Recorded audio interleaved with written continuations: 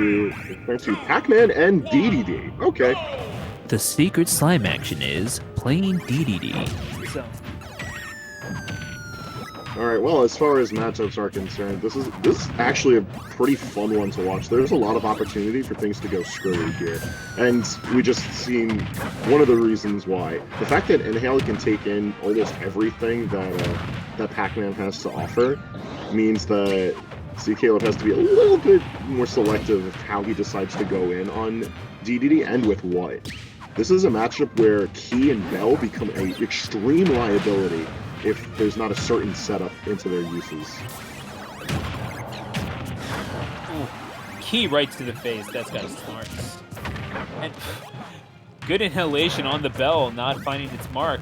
Well shielded by C.Kaleb. You have to be ready with pretty much everything, especially with the projectile shenaniganry that these two are capable of. Dropping the inhalation at just the wrong time gets hit by the Bell, and yeah, you're going to be made to pay for that. Oh man, all it takes is one through the hammer sometimes. Yeah, that's going to sort of be the trade-off in here. Like, this is a matchup where Pac-Man's boxing game, and notably, like, his item combo game really excels, because, again, we have a big body. But, as long as we have... I'm going to take a shot at this. BouiKazwow? I'm just calling him Kaz. Alright, yeah, that sounds good. As long as the DDD stays on top of keeping the damage, like, relatively close, like, DDD packs a punch. Like, back air and up air are going to be constantly threatening serious damage. Oh, catching it right at the zenith of the Bell. Just, that's one way to catch a jump, I gotta say. Jet Hammer being wound up, but going to be interrupted by a very, very inconsiderate Galaxia. Either way, Kaz down to his last stock, and C.Kaleb looking to delete this very last one, sitting at 82%, trying to keep distance, but yeah, you decide to roll in on a Gordo, you kind of get what you get. What? Everything got hit there. Gordo did not care. Everything on the screen got hit, including the projectiles themselves. So let's,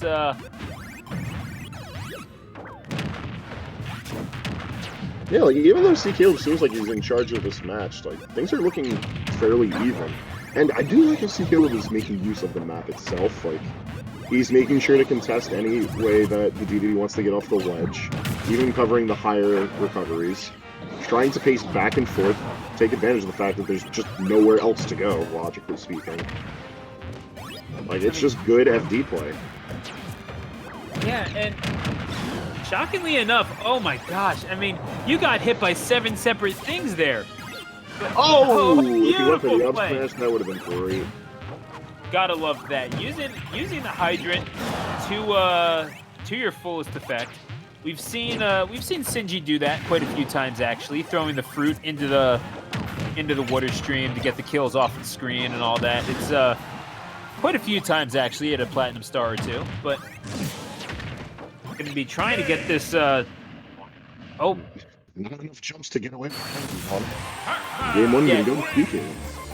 That's the thing. You never want to take your jumps for granted as DDD. You know that you have plenty of them, but you know, at some point you are going to run out. There is a finite amount of them, as much as the character plays us, tricks us into believing that there may not be. So it's going to be deletion. Kaz, ironically enough, with the Pac-Man avatar, strangely enough, and I guess this could have been I don't know. I just find it ironic. Perhaps a character switch is in the cards, but it seems that might not be the case just yet. Either way, solid round there. What we saw from C.Kaleb. I just kind of wonder what Kaz can do to perhaps get the advantage on his side in game number 2. I'm not really sure if a stage pick is going to make all the difference, but either way, we're going right back to SD, and a little bit of a shout out from Kaz before the match starts. And that's a problem with DDD these days, and I think we hear from it quite a bit from Adamus. Maybe not as much these days, because he just kind of plays DDD no matter what.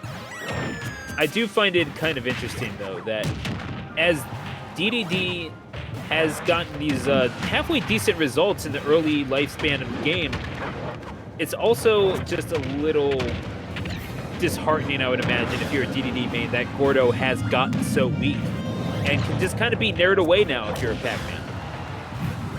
It's just the move itself has such a low threshold of breaking through things. Like, damn near anything sends it back. And if the DDD isn't prepared to volley it back, like, it's just a lot of damage. It's not even the fact that, like, whatever he's in the middle of is getting interrupted by a projectile. It's just the fact that he's eating so much because of it. Yeah, honestly, it's the risk reward just kind of isn't there, unfortunately. But I mean, if you're DDD, what other options do you have? There's another stock take and another stock down. Right now, it's Kaz kind of standing tall at the moment. It all takes is one big hit for Kaleb to get himself back into this thing, or really, with the nature of Pac-Man, really could just be annoying Kaleb, or annoying Kaz, excuse me, into making an overextension become Kaleb's eventual advantage. Oh, inhaling Hydrant does nothing. That is strange. That thing has heft to it. It, like, displaces it in a really strange way, which I guess there's a value to that, but yeah, I feel like it would be much better to take the bonus free. Even though it seems like Kaleb is very much, like, aware of that threat, and anytime that the bonus fruit has been sent back, he's either re-grabbed it himself or just avoided it. Like, I say, right? As we get spit out with the bell and hit with the smash attack for his efforts. I thought he was holding on to the bell for a second. Wait a second, he was. Never mind. Wound up being a red herring, so excuse me for that, but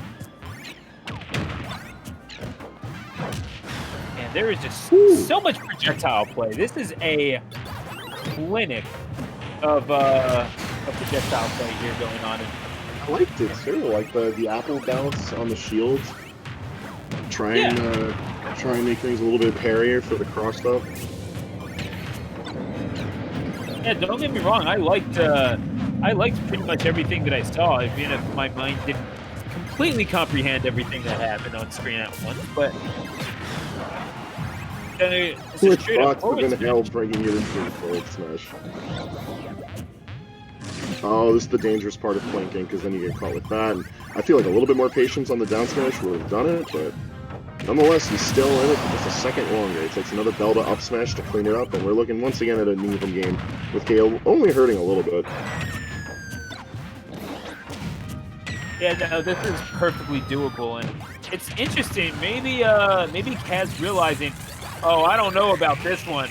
I don't know about this one. How badly does he want? Okay. Oh, yeah. I'm not gonna lie, he almost had it. Definitely almost did, but I feel like that's one of those things that you kind of have to, you just kind of show and make it just sort of put the fear of God into Kaleb. Like, hey, I can end this whenever I want if I so choose to, but I don't know. I don't think you try to actually hit him there. I think you just kind of show it and then set up for your other options off of that. That's my personal opinion. I can't really speak from personal experience there, obviously. I'm not very good at this game, but beautiful combo in. The Gordo from above, and the Gordo goes high, Hammer goes low, Kaz goes up, and takes the set to 1-1. We're going to game 3. It was a little bit of a slow burn there, but I actually really like the way that Kaz played things out. Like, leveraging pretty heavily on Gordo gave him the ins that he needed to keep the damage over in his favor, but also constantly forcing Kaleb to land. Like, he was just taking more and more damage for trying to get back to the stage and fight for neutral than he...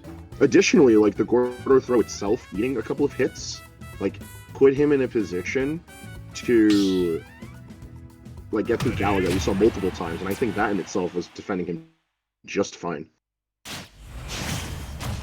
I'm expecting the FD stick, because, I mean, it worked out fine for both players. But let's see. Oh, okay. Stadium. I guess we'll give more room for Kaleb to play more of a runaway game. Could be smarter.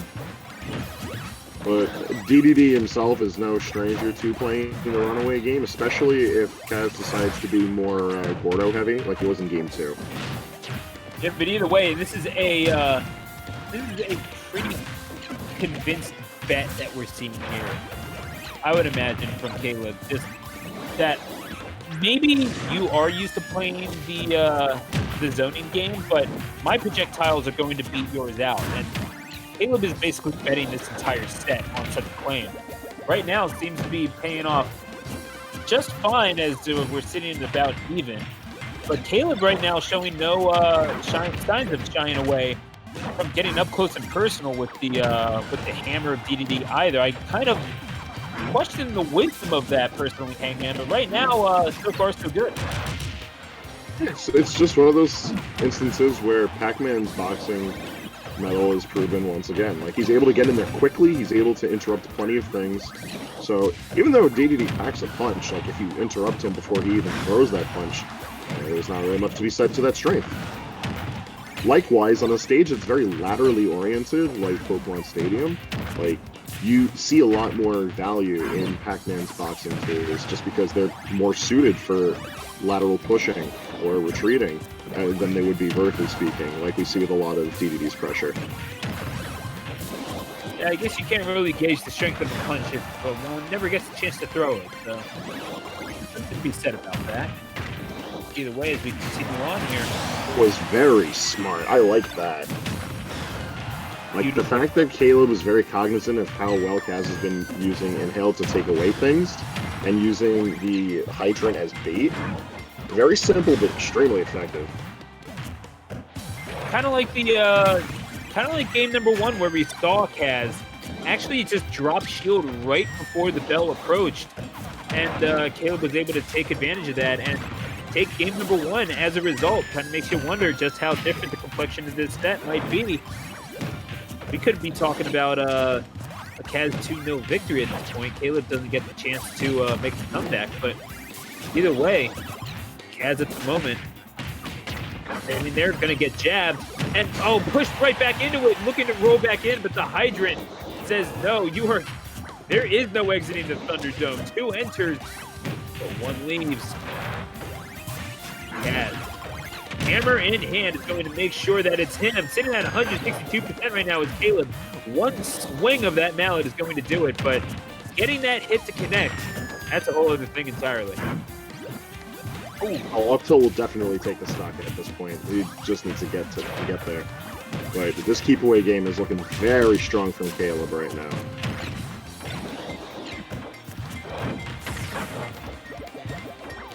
Yeah, like, even the forward air and dash attack are like ultimately unnecessary because he's just playing very clean with the chip and go. Loses the stock here, but still decent amount of damage on DDD. Still sitting clean, plenty of time on the clock. Like, the slow game looking very viable for Kaleb if he wants to try and take this game through. And if nothing else, I mean, Kaz has shown that he is maybe not as susceptible to being punished as perhaps Kaleb would like, but the opportunities do present themselves. He is only a human after all, but he's not the pirate. He's not the Pirate King Adam. Is what I'm trying to say. Oh! Got a big old swing of the hammer off of the bell. Oddly enough, that could have potentially taken that stock just 20 percentage points higher. Like he so kindly demonstrated, Kaz very, very close to victory here as the bell comes dangerously close, within static touching distance, I would say, Hangman. Kaz right now hanging on with 2 stocks at 138%. Kaleb right now back up against the wall. How will he respond? He's trying to come in from the top, but he's rushing in, and because of that, he's eating so much damage. Yeah, I didn't think that Jet Hammer was connecting, but still, even without it, it's taking so much effort to take the stock off of DDD. 166 and counting. Spinning back the apple. This is looking disastrous all of a sudden for Caleb. Like, even if he does manage to take this stock, he's still sitting on 100 flat right now for percentage. Oh, it's so fitting because Caleb really was kind of relying on the projectiles being better, and I guess now Kaz is kind of relying on Caleb's projectiles being better. It's I am rubber, you are glue, I believe is the saying from philosophers of old, but the Gordo going to come out. The Apple has been one of Kaz's best friends thus far in this whole game 3. A bear the key eventually hitting the hydrant, hitting Kaz, and hitting him for one more stock, but at 118%, Caleb in mortal danger, going to have to keep away, but even then you can't really do so. You've got 80 seconds to make up 100 percentage points. Might not be the easiest in the world. Well packed. Yeah, no, now that the candle really burning on both of these players, they're just trying to rush in and reckless abandon. We're coming down into the last 65 seconds and counting on the clock. Gonna see what they can do about it, though. Caleb has done a good job of putting up the numbers pretty quickly, but he needs something substantial here. Fastball in there. Takes Kaz off of his feet. In just a second, gives Caleb just a little bit more time to adjust, but the bell going to be caught. Caleb, good regrab, but unable to find its mark, and Caleb right now needs to find an answer and will need to find it fast. We have seen those combos where he's able to connect for 40-50%. That hydrant falling right in front of the face of Kaz yet again. 20 seconds left to go. Kaz looking for the coup de grace. Caleb looking to make up this difference. And the combo brings him up to 100. This is doable. But 9 seconds, I don't Coming really in the know. last several seconds. He's still got the throw. It's going to be the up throw. Oh, look at all of this. Oh, he's going to escape with the win. Just like that. From the timeout, Kaz is going to take things 2-1 over Caleb. Yep, and that's going to be it. Kaz will do the honors. Caleb will do the honors, excuse me, and Kaz gets the victory screen that, let's face it, was deserved. That jet hammer that was shown, you know he wanted one, but we'll just have to settle for a 2-1 win. Via timeout, the Pac-Man being hoisted by his own petard there, perhaps.